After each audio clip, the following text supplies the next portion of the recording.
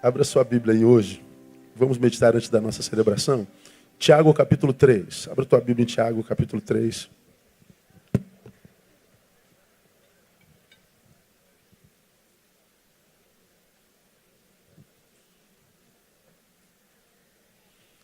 Livro do apóstolo Tiago.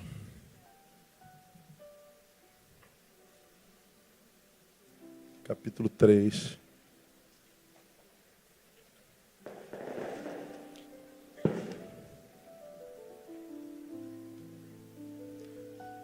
Verso 13.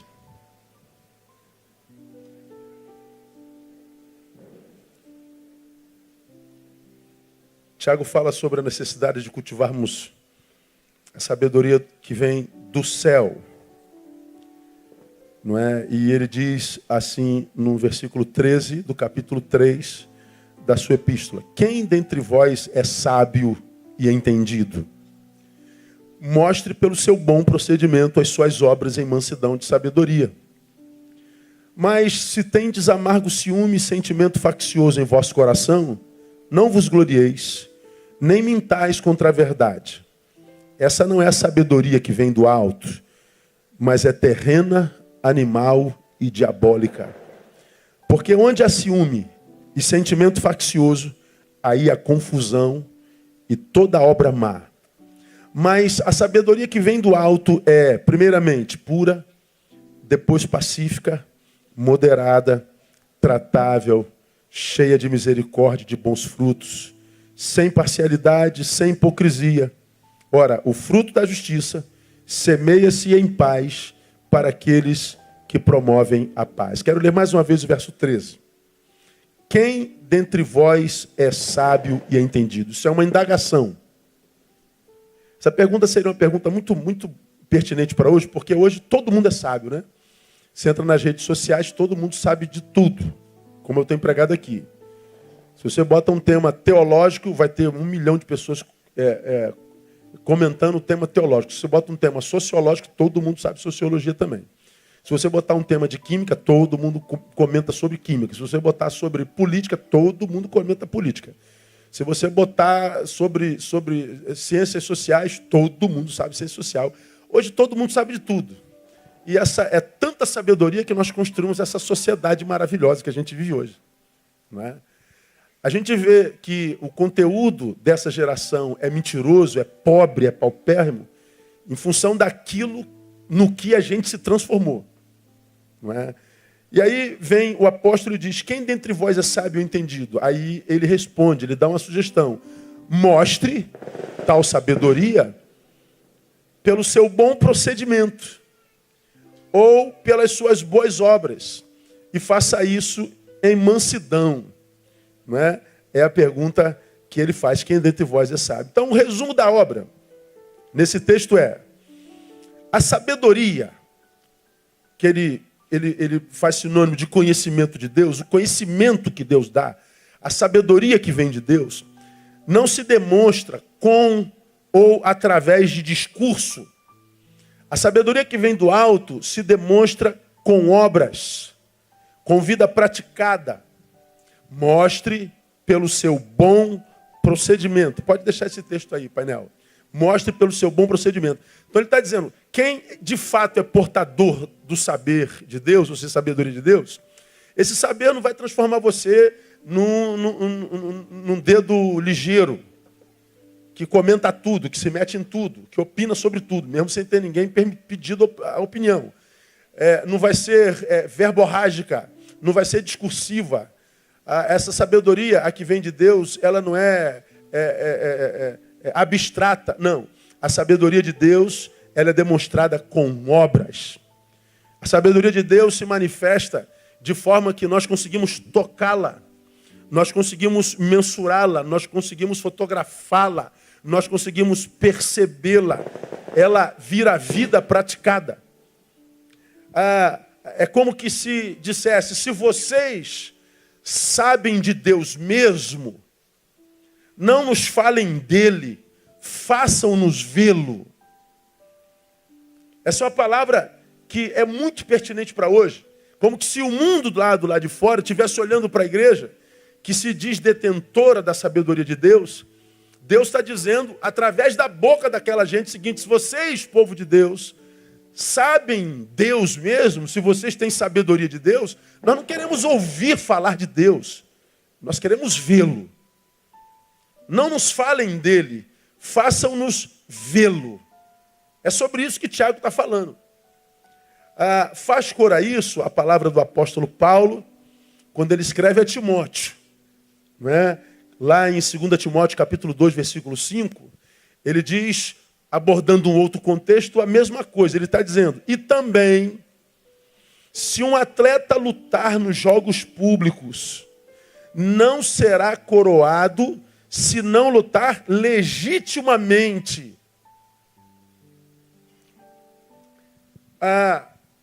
Na questão do Paulo, se um atleta lutar nos jogos públicos, não será coroado se não lutar legitimamente. Ou seja, se não for honesto, se a forma como você luta não for legítima, não for honrosa, Paulo está dizendo: o mais importante do que o destino é o jeito de chegar lá. O lutador, o atleta, ele quer chegar no pódio. Paulo está dizendo: não, o importante não é o pódio, é como você chegou lá. Você chegou de forma legítima ou você trapaceou? Você chegou porque você treinou mais do que o seu oponente? Lutou honestamente? Você usou técnica mais apurada do que a dele? É digno o pódio? O pódio seria, de fato, um prêmio pelo teu esforço pertinente? Não. Então, mesmo que você esteja no pódio, você não tem honra. Mais importante do que o destino é o jeito de chegar lá. O que Paulo está dizendo a Timóteo aqui é que no cumprimento da missão, ou seja, numa batalha, o que conta para Deus não é o resultado final, é a forma de lutar. O que conta para Deus não é o alvo, é como a gente chegou lá. O que conta para Deus não é o resultado final, é o meio. Ele está dizendo, portanto, que é possível ser um campeão infeliz, mas é também possível ser um, aspas, derrotado realizado. Onde é que você está, né? Eu estou no pódio, sou um campeão. Reprovado por Deus porque você trapaceou. Você é mau caráter. Você não é digno desse lugar. Então ele está dizendo: você vai ser infeliz, mesmo no pódio. O outro pode estar caído, não conseguiu chegar no pódio. Mas por quê? Porque ele se recusou a trapacear. Ele se recusou a se reduzir. Ele se recusou a envergonhar o nome de Jesus. E Jesus então está dizendo para ele: você está caído, meu filho, porque você foi honesto, porque você usou da tua santidade. Você não quis usurpar um lugar que de repente não era teu, pelo menos nesse momento. Você preferiu abrir mão do pódio do que chegar no pódio de forma equivocada. Você valorizou mais o modo de ir do que o destino. Então ele está dizendo: eu posso ser um campeão infeliz e um derrotado realizado. Eu posso ser um campeão reprovado por Deus e ser também um derrotado portador do seu orgulho. Isso aqui é completamente diferente de tudo que a gente ouve no mundo capitalista, né? Porque a gente quer chegar lá de qualquer jeito, a gente faz qualquer coisa para chegar lá. E lá é onde? Lá é o lugar do sonho. Lá é o lugar do desejo, lá é o lugar que almejamos. E às vezes para chegarmos lá, a gente vai queimando etapas, a gente vai pisando, a gente vai rompendo, a gente vai quebrando. E aí a gente está no lugar do sonho, mas infeliz. E a gente não entende por quê.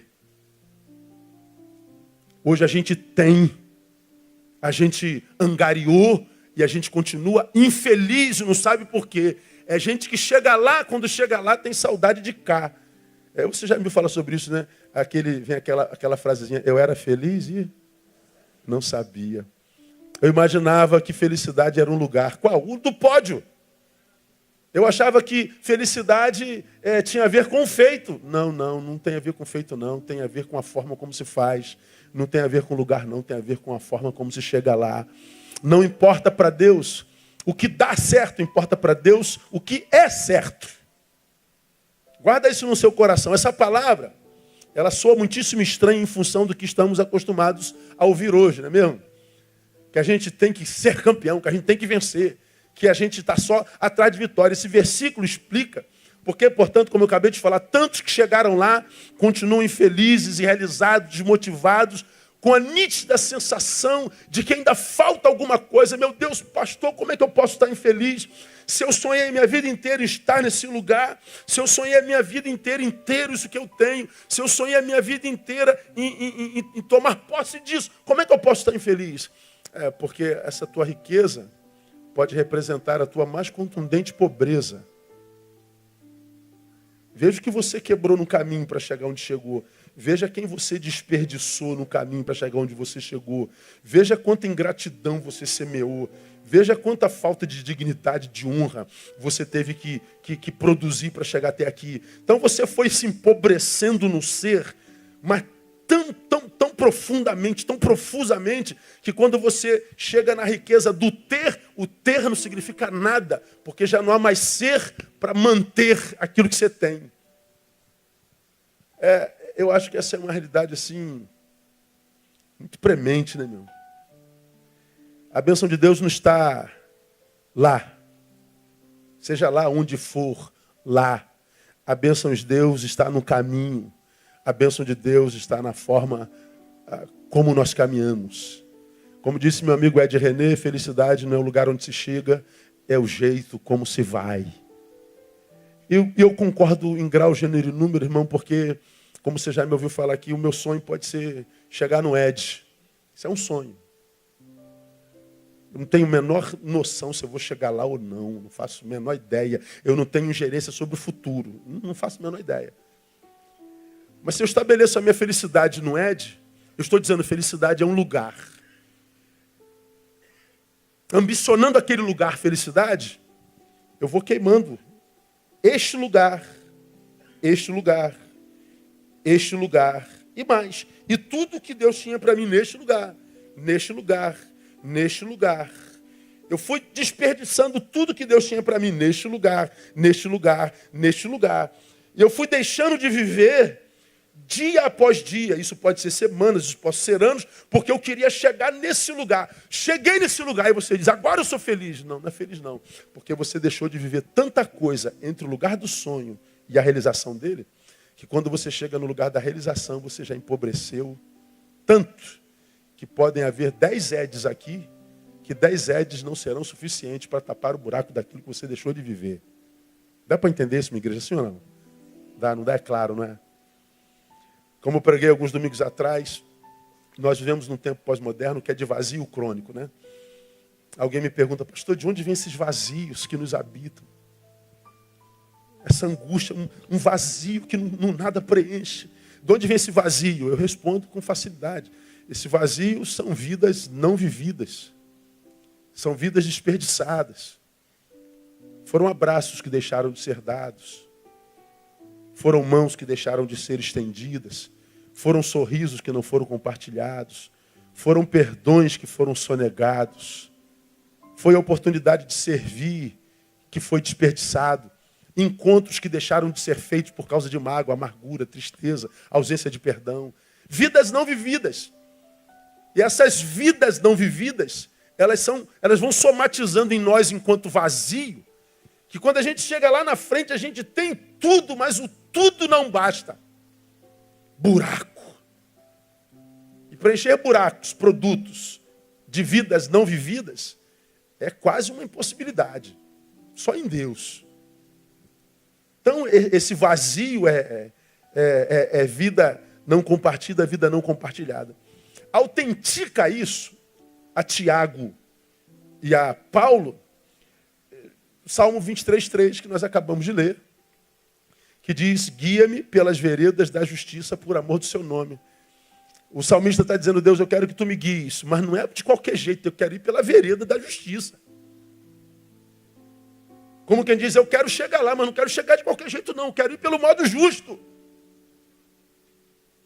Eu quero ir da forma certa. Há muitos caminhos de chegarem lá? Sim, eu quero o teu. Porque eu não quero chegar no lugar do meu sonho vazio. Porque chegar no lugar do sonho vazio é chegar na realidade. E a realidade é o quê? É a morte de um sonho. Se o meu sonho é chegar no Ed, quando eu chego no Ed, eu estou de posse de um sonho que morreu. E por que isso pode ser uma desgraça? Você já aprendeu, você é doutor nisso, porque você é de Betânia. Quando eu tenho um sonho, é só um sonho, eu tenho uma razão para sair daqui. Vai chegar lá, pastor? Não faço a menor ideia, isso é futuro. Mas porque eu tenho um sonho, eu tenho razão de sair daqui. Eu posso, pastor Adeildo, ficar no meio do caminho. Mas o sonho me tirou de lá. O sonho me faz me movimentar. Agora, quando eu chego aqui, vira realidade, o meu sonho morreu, não tem mais sonho. Daqui eu não tenho mais para onde ir se eu não tiver um novo sonho. Então, para alguns, ver a realização do sonho é tomar posse da pior desgraça da vida. Principalmente se para tomar posse da realidade, do futuro, eu fui queimando os meus agoras. E o meu futuro está dia 1º de janeiro. E com ânsia do dia 1º de janeiro, eu não vivi 4 de dezembro, 5 de dezembro, 10 de dezembro, 20 de dezembro. E eu chego no 1º de janeiro, tendo matado um mês inteirinho. Cheguei no lugar da minha realização, pobre, infeliz. Porque para Deus não conta o destino, conta o jeito de ir. Então, o que a gente aprende? Primeiro, o que determina a bênção de Deus sobre a vida de alguém não é o lugar onde esse alguém está, é como esse alguém chegou lá. Então você não pode dizer que uma pessoa é abençoada por causa do lugar onde ele está. Olha como Deus está abençoando esse irmão. Por quê? Olha o lugar onde ele está, pastor, não quer dizer nada. Como é que ele chegou lá? Qual o caminho que ele trilhou para chegar lá? Quais os negócios que ele teve que fazer para chegar lá? O que ele teve que negociar? Para o que ele teve de fechar o olho para chegar lá? Como nós somos uma geração objetificada, ou seja, nós nos transformamos em coisas, valorizamos coisas, posses, ter, nós ficamos tão cegos pelo desejo de ter alguma coisa que nós vamos queimando etapas e a gente, às vezes, tem a coisa, mas não tem a bênção de Deus. Para Deus, o meio é mais importante do que o fim e este nunca será capaz de justificar aquele. Ou seja, os meios nunca justificarão o fim. Ou o fim nunca justificarão os meios. Então, o que determina a bênção de Deus sobre a vida de alguém não é o lugar onde ele está, é como esse alguém chegou lá. Eu me lembro que alguns anos atrás eu preguei um sermão aqui e eu coloquei 2 fotos no painel. Eu podia ter colocado hoje de novo, mas eu não me liguei nisso. Eu coloquei uma foto de Martin Luther King no telão. E Luther King ele estava preso porque lutava contra o racismo na América. E ele estava segurando as 2 grades assim, ó, com o rosto na grade. Está lá o prisioneiro Martin Luther King. Depois eu botei a foto de Fernandinho Beiramar numa imagem igualzinho, segurando as grades, com o rosto na grade assim. Aí eu botei lá, Martin Luther King e Fernandinho Beiramar. Os 2 estão no mesmo lugar. Significa dizer que Deus os vê da mesma forma, sim ou não? Não, porque um foi o motivo que levou Martin Luther King para aquele lugar. O outro foi o motivo que levou Fernandinho Beiramar para aquele lugar. E o lugar onde eles estão não muda nada para Deus, porque o que conta para Deus é o que os levou lá. O que levou Martin Luther King para a cadeia? Lutar contra a injustiça. Lutar contra a opressão branca. Lutar contra a diminuição da raça negra. É lutar por igualdade. Lutar por justiça e equidade. Foi o que levou lá. E o que levou o traficante lá? A matar muita gente. A acabar com juventude de gerações. A destruir famílias. A ferir coração de mães e pais aos montes. Estão no mesmo lugar, mas o que os levou lá é completamente diferente. A bênção de Deus não está no lugar onde a gente chega, mas no jeito como a gente chegou lá. Você pode estar vivendo hoje, quiçá, o pior momento da tua história. Você pode estar vivendo um momento terrível na tua vida.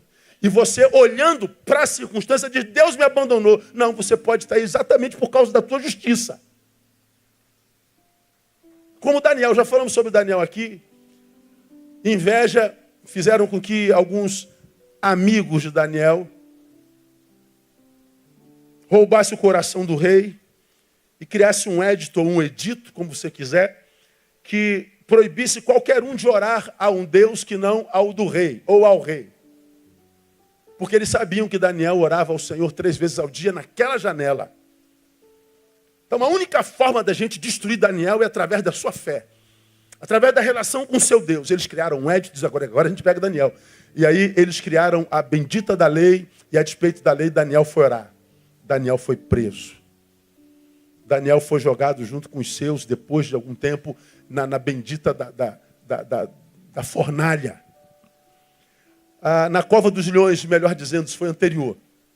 Aí a gente diz assim, poxa, como é que Daniel foi parar na cova, hein? Deve ter dado lugar ao diabo, né? Como é que a família de um pastor pode ter sofrido um assalto como esse? Deve ter dado lugar ao diabo, né? Por quê? Porque está na cova, está no vale, está na fornalha, está passando pela humilhação diante dos homens. E a gente diz, meu Deus, tu não existe, tu não és bom. Os homens dizem, isso é pecado, isso é alguma coisa do diabo. E às vezes é exatamente o contrário. É porque você não negociou a tua honra, você não negociou o teu nome, você não negou o nome do teu Deus, e você está sendo humilhado. Mas acredite, no lugar da tua vergonha, Deus dá dupla honra no nome de Jesus. Por outro lado, está o malandro que te colocou na cova. E você diz, ó, como é que ele está sendo honrado. Porque para a maioria de nós a honra está no lugar. Para Deus não. Está na forma como chegou lá. Guarda isso no teu coração. A bênção de Deus está no caminho. A bênção de Deus está no caminhar e não do destino. Porque o destino é uma questão de fé. O caminhar não. O caminhar é questão de obediência. O caminhar é história escrevendo. Enquanto eu caminho, eu estou escrevendo a história. O destino é futuro, eu não tenho ingerência sobre isso. A minha relação com o futuro é só de esperança e fé. Mas eu não tenho ingerência sobre ele, eu só tenho ingerência sobre o agora. E o que conta para Deus é o agora. O que eu estou fazendo no agora? Como que eu estou escrevendo esse agora? Nós temos o Instituto Casa Viva. Olha, escuta essa história. Acho que eu já contei essa história aqui, porque já aconteceu mais de uma vez. E a gente busca patrocinador para os muitos trabalhos que a gente faz. E começamos lá o projeto, que vai começar no que vem, investindo 44 horas por semana. Expediente inteiro investindo em crianças até 0 a 6 anos, de primeira infância. Desde a sua mãe grávida até a criança de 6 anos. A gente está sempre buscando patrocinadores, a gente está buscando parceiros para muita obra que a gente faz na nossa igreja. E a gente é muito conhecido do Brasil afora. Eu me lembro, a pastora Vini ainda era diretora, acho que Lindoval ainda não era diretor. Eu não sei se era, não sei, não me lembro. Chega um pastor de Belo Horizonte, me apresentando um camarada que era delegado. E ele trabalha com lei Rouanet, com não sei o que lá, não sei o que lá. Aí me pedem lá um horário, eu dou um horário, vou lá para ver. E eles sentam no nosso gabinete lá. Ele vem com a proposta, pastor, nós temos como ajudar muito o Instituto Casa Viva, nós seguimos o senhor, amamos muito o senhor, o seu trabalho, sua igreja, não sei o que papapá. Eu falei, eita, muita... Eu ia falar babação, mas não vou falar, não fica feia essa palavra. Muita, sei lá o quê. É muito amor, obrigado, me ajudou, obrigado. Me amavam demais. Aí ele falou assim, pastor, nós podemos liberar para esse ano R$1 milhão para o Instituto Casa Viva. Eu falei, Jesus, 1 milhão resolveria todos os problemas. Imagina, mais de 100 mil por mês. A gente gasta quase isso por mês lá, ou se já não passou disso, eu não tenho o número exato. E eu falei, caramba, ajudaria bastante. Nós temos muitos projetos ainda inscritos que a gente não tem como começar porque a gente não tem recurso financeiro. Eu falei, caramba, cara, vai ser uma benção. Só que, aí o senhor poderia, a gente vai abençoar o senhor abençoa a gente também. O senhor assina que recebeu 1.300.000. Ah, sim, muito amor. Obrigado pelo seu amor. Aquela história, eu te dou 1.000, tu assina 1.300. Eu te dou 800, tu assina 1 milhão. Eu falei, pô, meu irmão, eu agradeço muito o teu amor, o teu carinho, se lembrar de mim, mas eu não tenho como fazer um negócio desse. Pô, mas pastor, você vai abençoar a gente. Eu não posso abençoar vocês com esse dinheiro não é meu. Não posso assinar uma nota que seja maior do que aquela que de fato eu recebi. Eu não tenho como fazer isso por você. Mas pastor, todo mundo faz isso. Aí eu mandei a minha, né? Meu nome é Neil Teixeira Barreto. Não é Neil Teixeira Barreto, todo mundo. Eles tentaram de tudo que é jeito arrumar os trezentinhos dele. Mas tentaram. Usaram Bíblia para... Mas pastor, olha o que a Bíblia disse. Cara, pô, vocês estão querendo usar a Bíblia para fazer a vagabundagem de vocês. Aí eu fui grosso. Eu sei grosso quando eu sei ser. Você não tem noção desse negócio. Não chegamos a um acordo. Ele sai do gabinete, batendo a porta e diz, me disseram que o senhor era ruim de jogo. Cara, eu tive vontade de jogar ele lá embaixo. É pastor. Alguém diz assim, o senhor perdeu um investimento de um ano inteiro. Eu não perdi nada. Porque nenhum projeto do ICV deixou de ser levado a efeito naquele ano. Como não é levado até hoje. Agora, a diferença é que nós ainda temos a bênção do Senhor. Nós temos a aprovação do Pai que conhece o coração. Ah, mas eu tenho 1 milhão nas mãos. Eu tenho 1 milhão nas mãos e reprovação do Deus Todo-Poderoso. Isso para ele é cisco. Eu tenho me encontrado com uma geração de gente boa, trabalhadora, mas que não prospera, não sai de onde está, porque negocia princípios. Negocia nome. Faz conchavo. Ninguém sabe, ninguém nunca vê, a não ser aquele cujos olhos estão em todo lugar. E a gente não sabe porque nós temos uma bênção que vem como um mar de prosperidade, mas dura pouco. É só para aquele instante. É o que a gente não vê hoje, como você tem me ouvido falar esses anos todos. Fala-se muito de bênção, vitória, prosperidade na igreja evangélica. E a gente vê muita gente atrás dessa bênção, dessa prosperidade. Mas a gente não vê ninguém falando sobre a bênção da longevidade. A bênção da constância, a bênção da permanência. Você vê um monte de gente passando no teu caminho, recebendo overdose de bênção. Mas você que está caminhando devagarinho, com simplicidade, vai passando, vai vendo quase todos eles caídos, ficando para trás. Porque teve uma overdose hoje e consumiu tudo. Mas aqui não tem mais, porque não tinha a bênção da longevidade e a aprovação do Senhor. A bênção do Senhor não está no lugar onde a gente chega, está na forma como a gente vai. Nós estamos chegando ao final de mais um ano, irmão. Você está chegando ao final do ano por causa da forma como você andou esse ano. Por isso você chegou assim como você chegou. E cada um de nós sabe como chega no final de cada ano. Se você não chega feliz no final do ano, você tem que repensar a forma como você vai andar no que vem. Olha só como é que a gente se sabota. Eu acabei de pregar domingo passado, preguei sobre racismo. Eu falei sobre o dia da consciência negra. Aí acaba o culto, vem fica aquela fila aqui, vem um garoto aqui falar comigo. Aí ele fala assim, pastor, eu vim dizer ao senhor que acho que eu vou ter que sair de Betânia. Eu falei, vai filho, vai sim. Mas o que aconteceu? Não, estou precisando de uma palavra mais consistente. Estou precisando de uma palavra mais robustecida.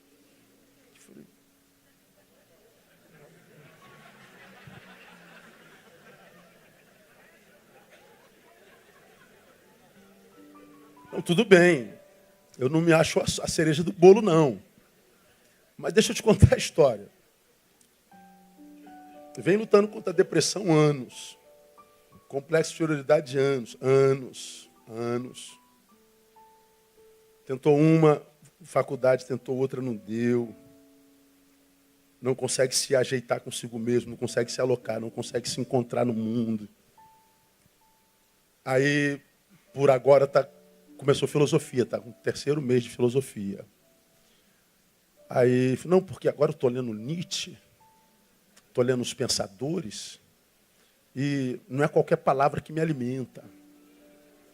Aí eu falei, Jesus amado. Aí eu falei assim, age como mãe ou como pai? Não vou agir como mãe. Aí eu falei assim, por que você faz isso consigo, filho? Eu e você sabemos que você se odeia ainda. Eu e você sabemos que você não se ama, que você tem complexos de inferioridade terríveis. Eu e você sabemos que luta nós temos travado tentando te livrar dessa visão doente que você tem de si mesmo. E depois de 3 meses de filosofia, você acha que já é melhor do que Neil Barreto.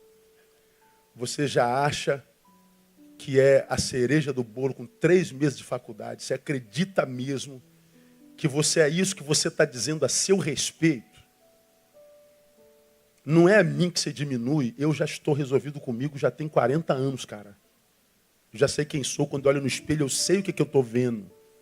Eu sei o que eu sou além do nome Neil, eu sei o que eu sou além do ser, do sexo masculino, eu sei o que eu sou além do indivíduo casado, eu sei o que eu sou além da minha profissão. Então, eu sei o que eu sou enquanto ser, não enquanto nome, do que eu faço, o que pensam a meu respeito. Eu estou resolvido em mim há muito tempo. Agora, você está resolvido em você? Aí ele foi encolhendo. Não faça isso consigo, não. Você está construindo uma autossabotagem como você. Você está querendo se convencer que você já é tudo. E você ainda não construiu nada. Você não paga nem a cueca que veste. Pô, pastor, desculpa aí. Está desculpado. Nós fazemos isso conosco. Estamos num lugar. Estou fazendo filosofia, estou lendo Nietzsche. Ó, quem está lendo? E aí ele diz, eu já sou o cara. Eu falei, por que você faz isso com você? Por que vocês fazem isso com vocês? Por que vocês vendem uma imagem para si mesmo e acreditam nessa porcaria dessa imagem mentirosa? Quem convenceu você que você é isso tudo? Se só você diz isso a respeito de si mesmo. Eu encontro com gente que se acha assim, ó, o suprassumo dos suprassumos. E eu pergunto, quem mais te disse que você é isso tudo? Não, ninguém nunca me disse, mas eu sei que eu sou. Eu falei, pô. A Bíblia diz, né? Seja o outro que te louva e não tu mesmo. Não acredita na tua santidade se alguém não for atraído a Jesus através dela. Não acredite na sua sabedoria se a sua sabedoria não influenciar gerações para melhor. Não acredite que você é isso tudo se você não ouvir de muita gente do teu lado que tudo isso você é. Porque você está produzindo sobre você uma mentira que você vai ter que carregar o resto da sua vida. Não se ponha num lugar sem que você tenha mérito para isso, porque a bênção de Deus não está nesse lugar. Conversava com alguém com quem tive um certo litígio.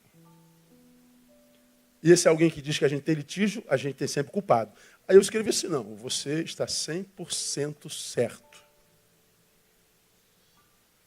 Aí eu pergunto, em qualquer litígio, seja conjugal, pai e filho, pastor e ovelha, vizinho e vizinha, colega de trabalho, tem um litígio entre duas pessoas. Existe alguém que está 100% certo, de modo que o outro esteja 100% errado? Sim ou não? Quem é que não sabe disso? Quem te colocou aí, cara?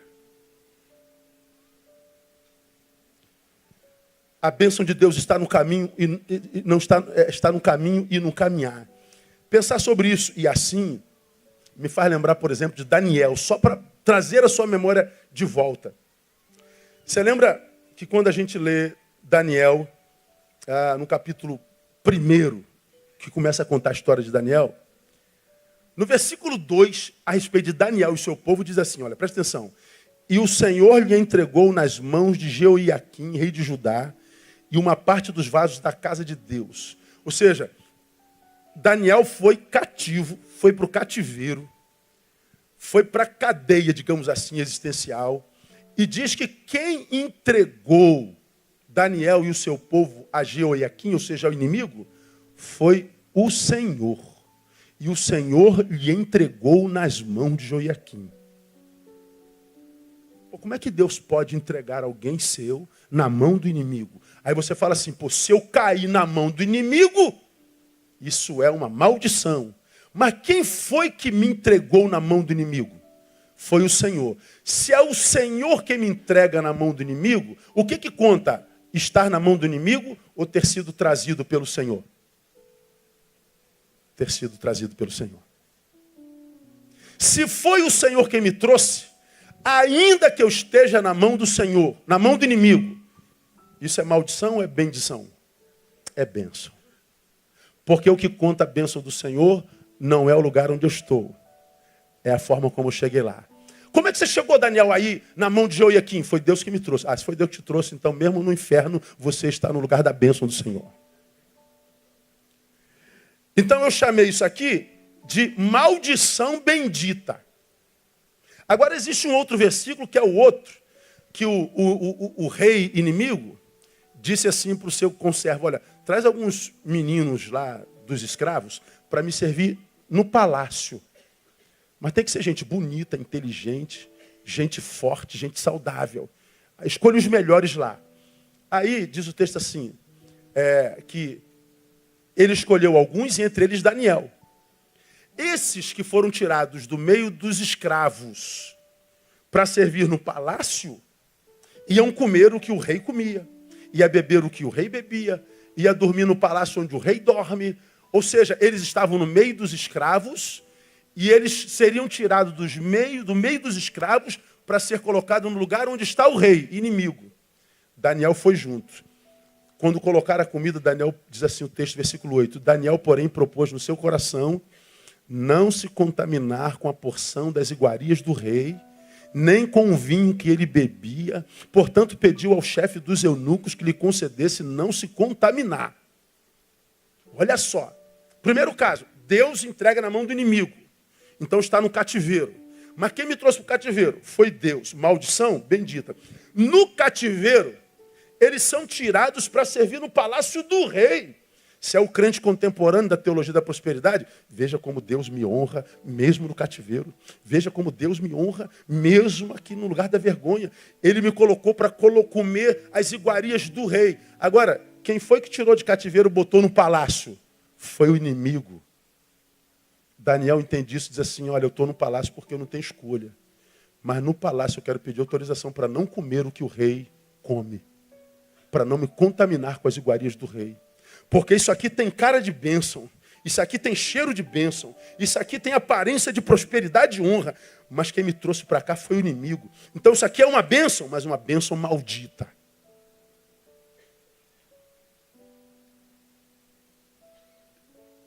Não é o lugar onde a gente está.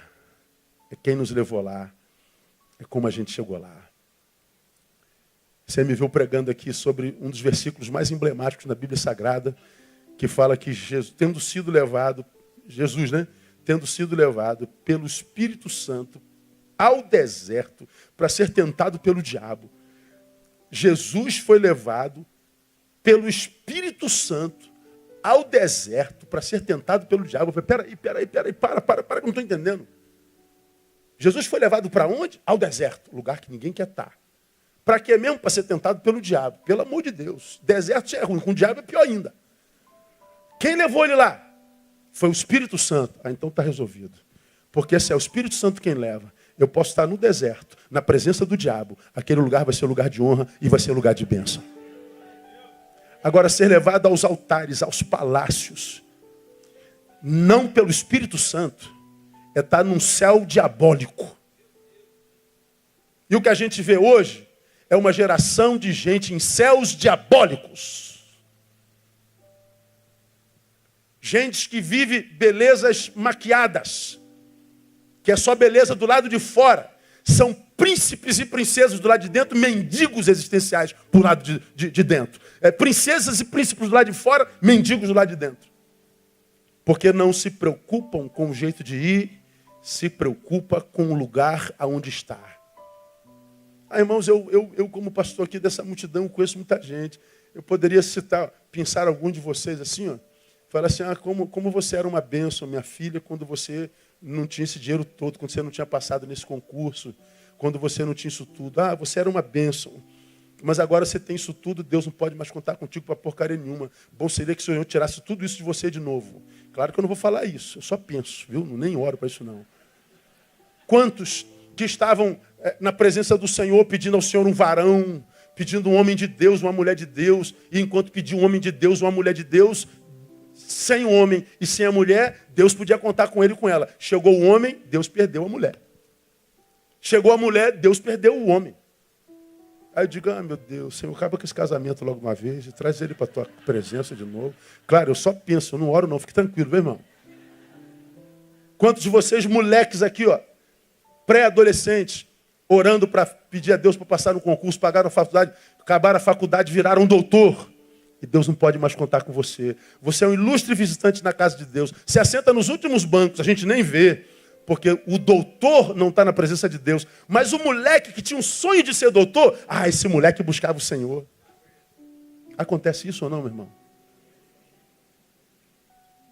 Aí você vê os doutores infelizes, os casamentos acabados, os endinheirados empobrecidos.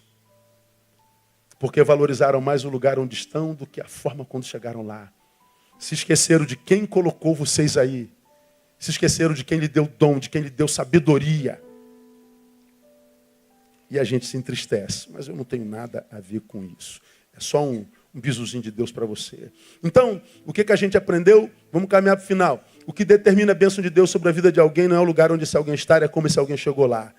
Por último, Deus é muito mais glorificado na manutenção da dignidade ante a adversidade do que na ostentação dos nossos troféus diante das nossas vitórias.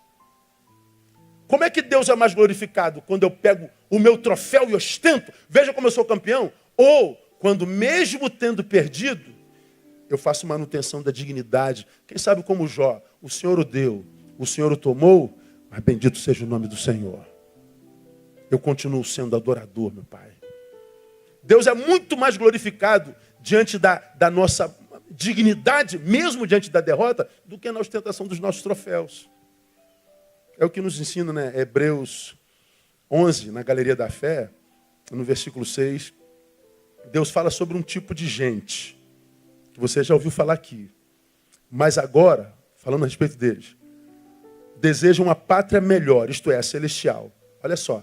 Pelo que também Deus não se envergonha deles, de ser chamado seu Deus, porque Ele preparou uma cidade.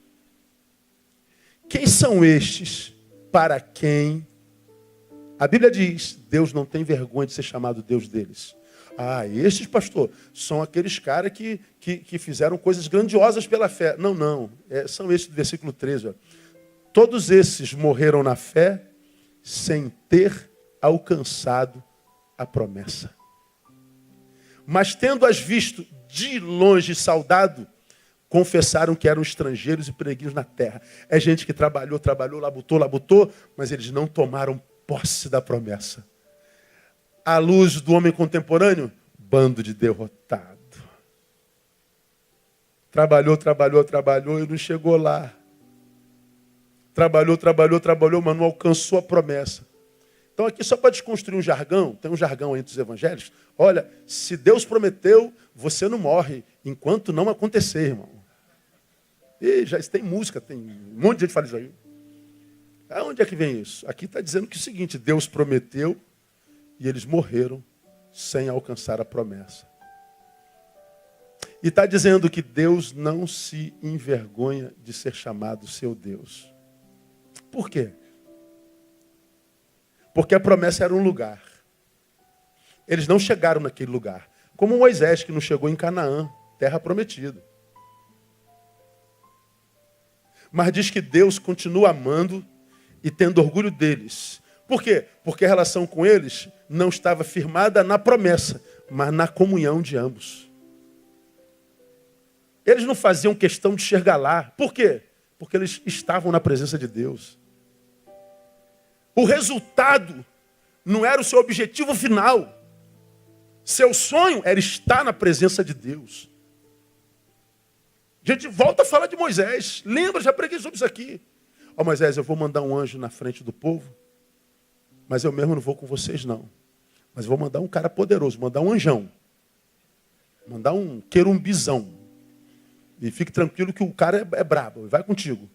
Moisés fala assim, Deus, com todo respeito, só não leva a mão não. Não quer saber de anjo não. Ele diz lá, e você se lembra do texto, se tu mesmo não fores conosco, o que ele disse lá? Não nos faça subir daqui. Como quem disse, eu prefiro a escravidão na tua presença do que Canaã sem ela. Se o Senhor mesmo não for conosco, não nos faça subir daqui. O que ele está dizendo? O anjo representava o quê? O braço do Senhor. O anjo representava o poder do Senhor. O anjo representava a glória do Senhor. O anjo representava a unção do Senhor. Ele está dizendo, eu não quero a tua unção, não quero a tua glória, não quero o teu poder. Eu quero a tua presença. E como eles fizeram questão da presença de Deus, Deus suspendeu o anjo e foi com eles no caminho. Porque o que eles queriam não era chegar lá. Com o poder do anjo chegariam. Eles queriam a presença de Deus. Eles queriam valorizar a caminhada. Por que alguns de nós não têm a presença de Deus? Porque não é a presença de Deus que a gente quer. O que a gente quer é o poder de Deus. O que a gente quer é a cura de Deus. O que a gente quer é a chave que abre a porta de Deus. O que a gente quer é o milagre de Deus. O que a gente quer não é o que Deus é o que Deus tem e pode dar. E às vezes Deus dá. Mas se o que Ele dá não vai com a presença dEle, o que Ele dá tem prazo de validade, não vale nada. É maná. Se guardar para outro dia, o que acontece? Estraga. Agora, anda na presença de Deus para tu ver como a presença de Deus hoje é novinha. Quando chega amanhã, está novinha de novo. Depois de amanhã, novinha de novo. Daqui a um ano, novinha de novo. Daqui a 20 anos, novinha de novo. Tu envelhece e a presença de Deus, novinha de novo. Graça que se renova, misericórdia que se renova toda manhã. E mesmo que naquela manhã você não tenha pão, a misericórdia do Senhor não vai te deixar passar fome.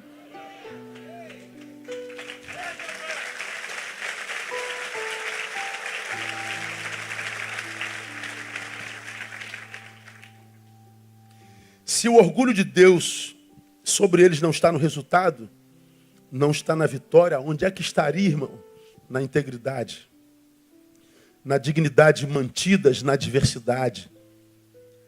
Dignidade e integridade mantidos diante do não da vida. Integridade e dignidade mantido quando a gente bate com a cara na porta que não se abriu. Dignidade e integridade mantida quando a enfermidade nos atropela, quando o tsunami da vida nos surpreende, mas se mantém digno.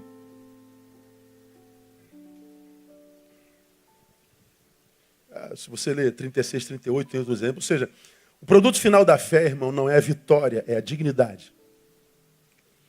Dignidade para não achar que a vitória é merecida, mas dignidade também para não achar que a derrota é abandono de Deus. Quando a gente entende que quando a vitória vem é graça e que quando a derrota vem não é abandono, então a gente está experimentado em todas as coisas. Deixa eu terminar lembrando de alguns outros exemplos que eu dei para você aqui no passado. Eu falei sobre o que é o filho no qual ele se alegra. Para exemplificar que não é aquele que toma posse da vitória, mas é a forma como a gente chega lá. Você lembra que eu citei, por exemplo, o exemplo daquele jovenzinho que saiu daqui, ó, da comunidade, da favela, pobrezinho, pai preso, mãe faxineira, negra, diante de todas as possibilidades de criarem filhos que não dariam certo, à luz da visão capitalista e pós-moderna. Pois bem, esse jovem surpreende e ele consegue realizar um sonho. Qual era o sonho dele? Ser um oficial das Forças Armadas ou de polícia. Ele se transforma no oficial de polícia. Ele se transforma num cadete aqui, ele vira tenente, segundo tenente e vai. Depois que ele vira primeiro tenente, ele é preso porque corrompeu-se. Todos os jornais noticiam. Aí a gente poderia analisar a vida desse menino, desse escurinho, filho da faxineira, que acreditou no sonho e diz, eu vou ser um oficial. Aí a gente vê aquele moleque botando a estrelinha no ombro, uma estrelinha lá, a primeirinha dele. E lá no dia da formatura a gente diz, caramba, esse moleque é um campeão. Ele chegou ao oficialato. Vencedor! Mas ele se corrompe no oficialato. E ele achaca as pessoas. Ele usa o poder para usurpar. A gente pode dizer que esse menino ainda é campeão? Não, claro que não, pastor. Pois é, mas ele continua no oficialato. Nós não dissemos ontem que quando ele chegou no oficialato ele era campeão? Dissemos, pastor. Pois é, ele continua oficial. Foi até promovido, mas ainda é campeão? Não, porque não é o lugar. É como a gente se porta lá. É dignidade. Fé não é fé para me manter, para me fazer chegar lá apenas. Fé é fé para me manter lá com dignidade. Tu pega o jovem cristão vocacionado. Pega aqui o jovem cristão vocacionado.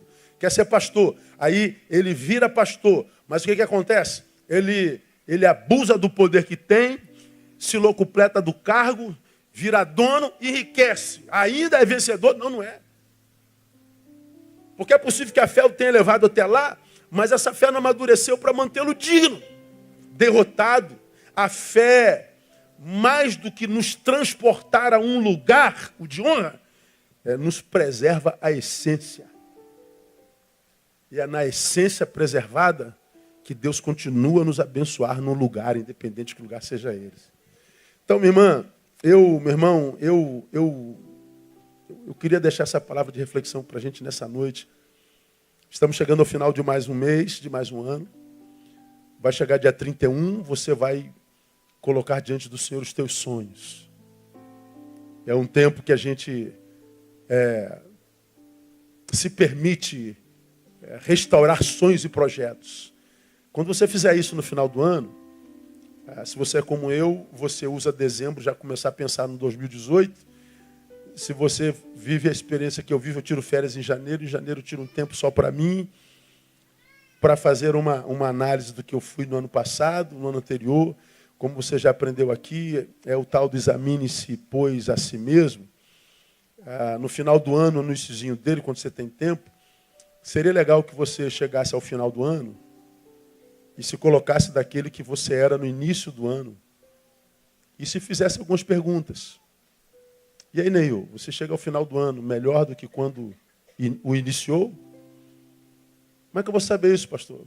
Pergunta para si mesmo se você é pai melhor do que no início, se você é marido melhor do que no início, se você é cristão melhor do que no início, se você termina um ano mais próximo ou mais longe de Deus, se você termina um ano mais próximo ou mais longe da igreja de Deus, se você termina um ano mais próximo ou mais longe da sua vocação, ou seja, da razão para a qual você nasceu. Faça uma análise. E compare-se com aquele que você foi no início do ano. É você contra você. Você vai saber que tipo de ano você viveu e que tipo de caminho você trilhou. E, portanto, se você tem noção de que você chega ao final do ano mais longe de Deus do que no início, mais longe da vocação do que no início, mais longe da razão para a qual nasceu do que o início, você sabe que do início do ano para o final você está em processo de decadência. Se não muda, entra o ano em processo de decadência, já sabe o teu futuro. Agora, se você se compara consigo, percebe que você está mais próximo de Deus, mais apaixonado por Ele, mais envolvido com a tua vocação, está o melhor pai, o melhor mãe, o melhor filho, o melhor cidadão. Você percebeu que nesse ano você ascendeu, então você sabe que está em processo de ascensão, provavelmente teu 2018 será igual. É fácil prever futuro, é só saber por onde a gente andou. Porque é no caminho que a gente vê a bênção de Deus, não no lugar onde a gente está. O fato de você ter chegado nesse lugar no final do ano, seja o mais glorioso da tua história, não significa dizer que Deus aprova você. Porque você, Deus e o diabo sabem como você chegou aí. Então, nesse final de ano, faça uma autoanálise, examine-se, pois, a si mesmo. E tente fazer a mudança que você acha que precisa fazer para que a vida volte para o lugar e para que a aprovação de Deus seja uma realidade na tua vida no nome de Jesus. Porque mais importante do que o destino é a forma como a gente chega lá. Mais importante do que o ponto final é a caminhada. E caminhar é viver, e é muito bom viver quando a gente vive na presença de Deus e aprovado por Ele. Que Ele nos abençoe. Amém, amados? Louvado seja o nome do Senhor. Vamos aplaudi-lo.